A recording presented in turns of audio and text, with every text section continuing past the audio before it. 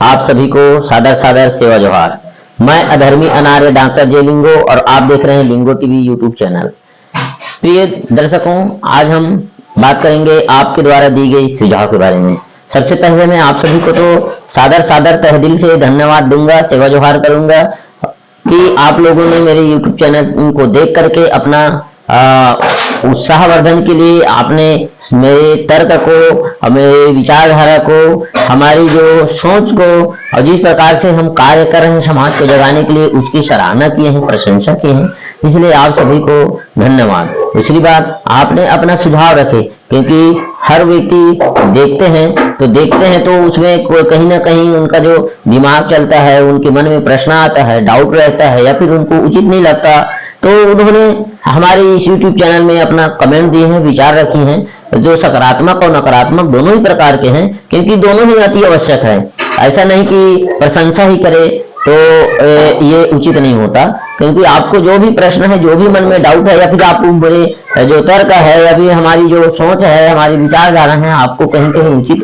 अनुचित लगता है तो आप उनके बारे में शेयर जरूर कीजिए और कमेंट जरूर कीजिए। तो चलिए आज हम इसी कमेंट के सिलसिले में आज हम आप लोगों के द्वारा दी गई प्रश्नों के बारे में हम चर्चा करेंगे और आप लोगों के बीच में विचार रखेंगे। तो सर्वप्रथम हमारे YouTube चैनल में हमारे तिरुमाल परमेश्वर ध्रुव जी हैं, जिन्होंने हमारी समाज की वैवाहिक प्रथा में एक प्रथा है कि लमसेना विवाह की प्रथा। तो लमसेना विवाह की प्रथा में उन्होंने अपना विचार रखा है, प्रश्न किया है कि लिंगो जी कि हमारे समाज में यह लमसेना क्या होता है और लमसेना का इतिहास बताइए। इस प्रकार से उन्होंने प्रश्न किया है। तो सर्वप्रथम मैं यह बताना चाहूंगा कि हमारे छत्तीसगढ़ी में एक कहावत है, बोही के बैला लमसेना दमान और मारे चाहे बाँचे जोते से काम। तो अर्थात ये जो छत्तीसगढ़ी में कहावत तो है, बुजुर्गों के द्वारा कहावत कही दी गई है, वो कहावत आगे चल के ये हुआ कि लमसेना रहने के लिए लोग डरते थे, लमसेना जीतने के लिए जाने के लिए डरते थे। इस प्रकार से जो हमारी प्रथा को खत्म करने की एक छोटे मोटे प्रयास रही है। तो ऐसा नहीं कि लमसेना विवाह की जो प्रथा है वो गलत है, उचित नहीं है। इस सब में एक स्थिति परिस्थिति अनुसार से एक व्यवस्था या फिर एक स्थिति निर्मित होती है, तो उस स्थिति के अनुसार से हमारी समाज उसको भांपने के लिए, उससे निजात पाने के लिए एक व्यवस्था बनाई और उसी व्यवस्था आज समाज में प्रचलित है। तो इसी प्रकार से विवाह में लमसेना विवाह किस परिस्थिति में की जाती है, इसको भी हमको जान लेनी चाहिए। कोई व्यक्ति है, उसकी केवल एक ही पुत्री है या फिर पुत्री है, पुत्र नहीं है, तो उनकी उत्तराधिकारी के लिए कोई ना कोई तो चाहिए। तो उनकी उत्तराधिकारी के लिए कोई ना कोई चाहिए, क्योंकि ये भी कहावत है, ये भी हमारी मान्यताएं हैं कि पुत्र पुत्री पिता के संपत्ति में पुत्रियों की अधिकार नहीं होता, ये भी एक मान्यता है हमारी।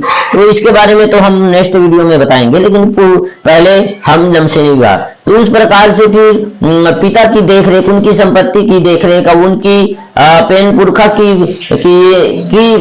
अनुपान के लिए किसी न किसी को होना चाहिए, नहीं तो फिर उनकी जो वंश खत्म हो जाएगी। तो इस प्रकार से उनकी उत्तराधिकारी के लिए पिता ये चाहता है कि उनकी केवल एक ही पुत्री है। तो समाज के बारे में, समाज से चर्चा हुई, समाज के लोगों ने सोचा कि एक ही पुत्री, इनकी परवरिश, इनकी बुजुर्ग होंगे तो इनकी सेवा कौन करेगा। तो फिर उनकी पुत्री है, तो उन्हीं के लिए फिर उन्होंने बचपन से ऐसे विश्वास पात्र, लमसेना का मतलब ये होता है विश्वास पात्र, वो विश्वास जीते, उस घर की विश्वास जीते, उस जो लड़की है जिनसे उनकी विवाह होना है उनसे विश्वास जीते और विश्वास जीत करके वो वहां पुत्र के रूप में या फिर बेटा बरोबर वहां रहे, ताकि वो उनकी आने वाले वंशज उस संपत्ति की या फिर उस परिवार की वो क्या हो, उत्तराधिकारी हो। इस उद्देश्य को लेकर के हमारी समाज में एक व्यवस्था बनी कि जिस किसी का केवल पुत्री है तो वो अपने समझाना रिश्ते, जिसको नाता गोता व्यवस्था जमता है, उसको वो अपने बेटी के लिए लमसेना रख सकते हैं। और वो लमसेना रखना एक अच्छी व्यवस्था बनी, सुदृढ़ व्यवस्था बनी और सराहनीय और सम्माननीय प्रथा के रूप में वो एक दिन आगे चल करके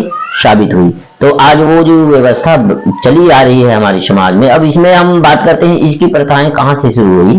तो इसकी प्रथा हमारे शंभु माधवा की समय से ही ये जो हमारी प्रथा है, लमसेना विवाह की प्रथा है, शुरू हुई, जिसे कई ऐसे गढ़ किला हैं जिसके उदाहरण हैं आज देखेंगे।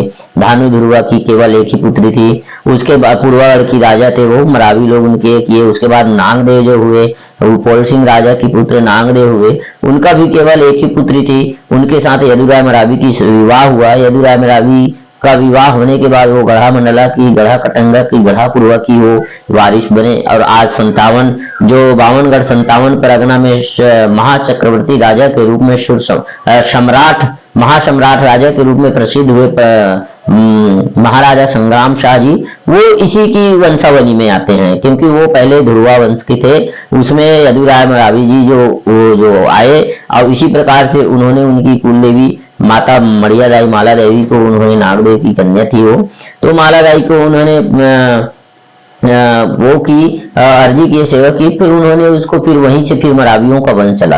तो ऐसे कई ऐसे हमारे गढ़ किला गौवाना इतिहास, राजा महाराजाओं के इतिहास, हमारे पुरखाओं के इतिहास आज भी हमारे बीच में विद्यमान है और जिस प्रथा को वो सुव्य व्यवस्था के रूप में प्रतिपादित करती है। तो ऐसी व्यवस्था के मानने वाले हमारे समाज हैं। ये प्रथा हमारी आदि गुरु जो हमारे हुए शंभु माधवा, जो शंभु माधवा की समय से समकालीन से ही ये जो व्यवस्था हमारी समाज में चली आ रही है। तो चलिए दोस्तों, आज आप सभी को आज के लिए इतना ही। फिर अगले हमारी लमसेना विवाह की व्यवस्था के बारे में आज लोगों के बारे में बताएं। फिर हम आगे मिलते हैं। आप सभी को सादर सादर सेवा जोहार, जय प्रपेन, जय गुरुमान। छीन के लेंगे अपना हक